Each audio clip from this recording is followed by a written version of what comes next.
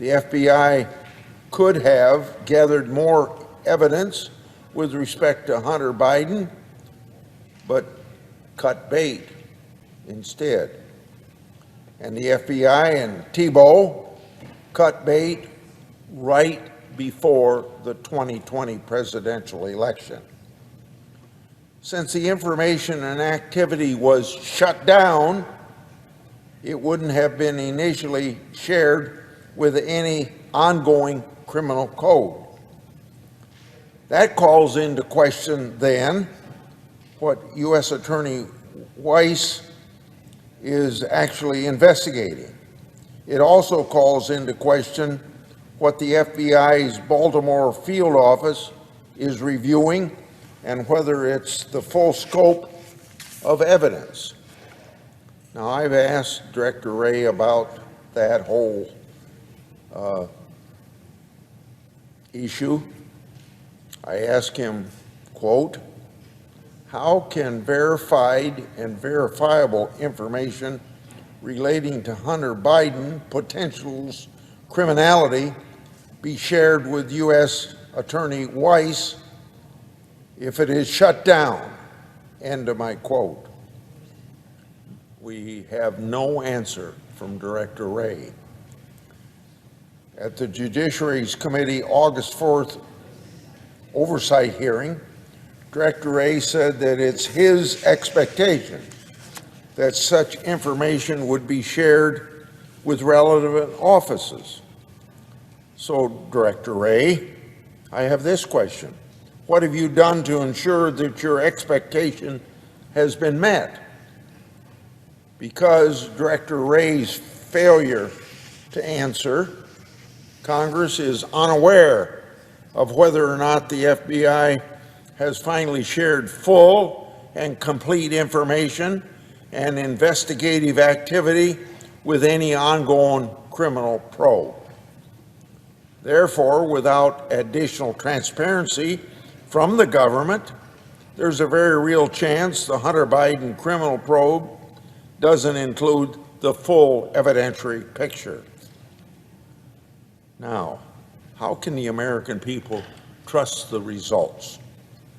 Some have also questioned how an assistant special agent in charge like Thibault can have so much power to open and close investigative activities. Well, that's exactly what he did. And that power is often abused within the FBI. For example, on March 28th of this year, Chairman Durbin and I wrote a letter to the FBI about an audit. That audit showed widespread violation of internal policies designed to ensure proper handling of the FBI's most sensitive investigations. To read from my letter with Chairman Durbin, quote, the FBI reviewed 353 sensitive investigative matters, just under half of all such matters that were pending during this 18-month review period, and identified 747 violations, end of quote. In 45 investigations, the FBI didn't conduct or document a legal review prior to opening it.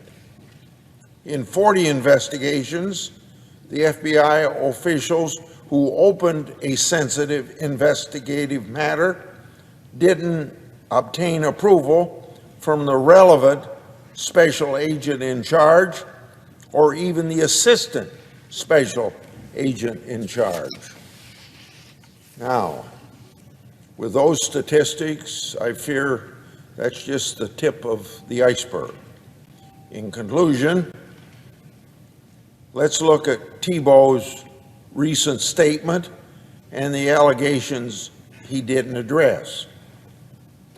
I think we have 5 or 6.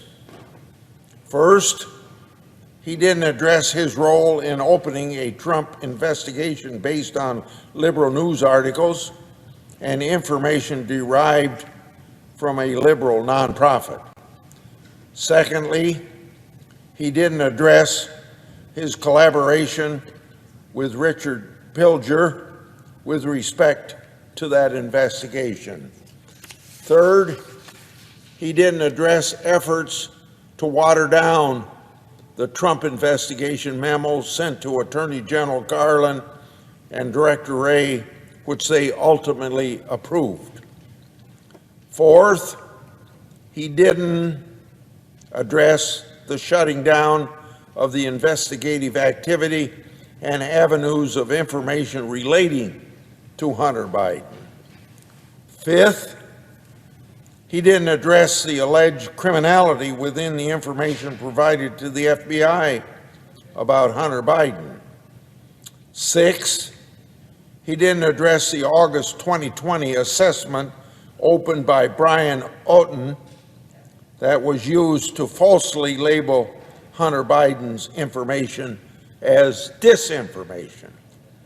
Seventh, he didn't address his actions to try and improperly mark investigative closings so that they couldn't be opened in the future. Lastly, Thibault said that he, quote, welcomes any investigation, end quote, into allegations against him. Well, Mr. Thibault, come on in. Sit for a transcribed interview with me and my colleagues. I yield the floor. Thanks for watching, and if you haven't already, please consider subscribing to our channel. And while you're at it, please leave us a comment. Thank you for watching.